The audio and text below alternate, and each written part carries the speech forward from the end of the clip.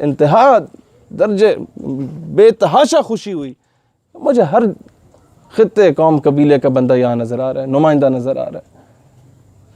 یار قائد اعظم رحمۃ اللہ علیہ نے یہ ایک بات یہ کلیئر کرنا چاہتا ہوں, یہ اس علاقے میں یہ بات یہ اس ساتھ ہمارے فتح جنگ تحصیل میں بھی بڑا تنگ کیا گیا اغوان مہاجرین کو. آپ کو شاید میری بات بری لگے لیکن جو میں معاملہ سمجھانا چاہتا ہوں اس کو بھی دیکھیں. جناب کاروبار اگر آپ کا یا میرا کسی کا ڈسٹرب ہو رہا ہے نا, تو اللہ تعالیٰ نے موسیٰ علیہ السلام سے کہا تھا کہ موسیٰ اس پتھر پہ عصا مارو. وہ پتھر ٹوٹا, اندر سے ایک اور پتھر نکلا. کہا اسے عصا مارو, پھر ایک اور پتھر نکلا, کہا مارتے جاؤ. جو آخری پتھر نکلا نا اس میں ایک کیڑا موجود تھا اور اس کے منہ میں پتا موجود تھا. تو اللہ پتھر میں موجود کیڑے کو بھی رزق دیتا ہے.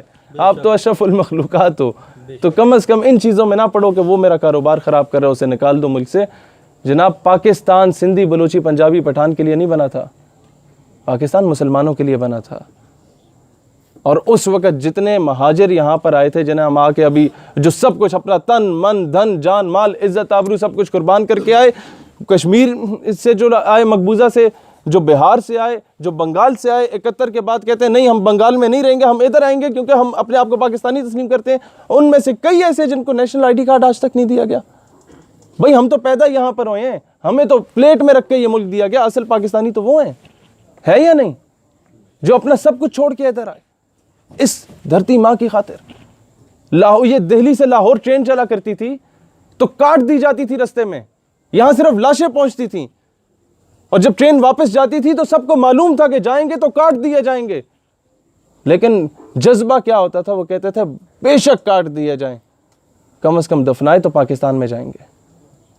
اور یار ہم لوگوں پہ اس بہن کا قرض ہے جو اس وقت اپنے بوڑھے باپ کے ساتھ آ رہی تھی, اور اسے 1947 میں جب پاکستان ہجرت کر رہی تھی تو اس کے باپ کو روک دیا گیا, ہاتھ اور پاؤں جکڑ دیے گئے رسیوں سے, اور اس کے ساتھ اس کے باپ کو جب جکڑا گیا رسیوں سے تو اس کے سامنے اس کی بیٹی کو اس کو زیادتی کا نشانہ بنایا گیا, اور اس کی چھاتی کو کاٹ کے بیٹی کو باپ کی گود میں پھینک دیا گیا. اور وہ جو آخری سانسیں لے رہی تھی تو کہہ رہی تھی کہ ابا پاکستان کو میرا سلام کہنا. یہ بات مجھے بتانے ایک ہمارا سول سرونٹ جو CSS کرنے کے بعد اداروں میں جاتے ہیں, وہ ایک ریٹائرڈ آفیسر جو اپنی بڑی زبردست زندگی کویت میں گزار رہا تھا, وہ صرف یہ واقعہ مجھے سنانے آیا تھا. تو میں بڑا حیرت میں پڑا کہ میں کہا انکل جی یہ آپ مجھے فون پہ بھی بتا سکتے تھے. کہتا نہیں بیٹا میں تمہاری ویڈیوز دیکھتا ہوں تو مجھے اندازہ تھا کہ شاید مستقبل میں اگر تم کچھ بن جاؤ تو پیغام میں یہ دینے آیا تھا کہ اس بہن کا قرض ہے, اس بہن کی عزت کو بیچ نہ دینا, پاکستان کے سالمیت یا اس اسلام کے معاملے میں اپنا ایمان نہ بیچ دینا.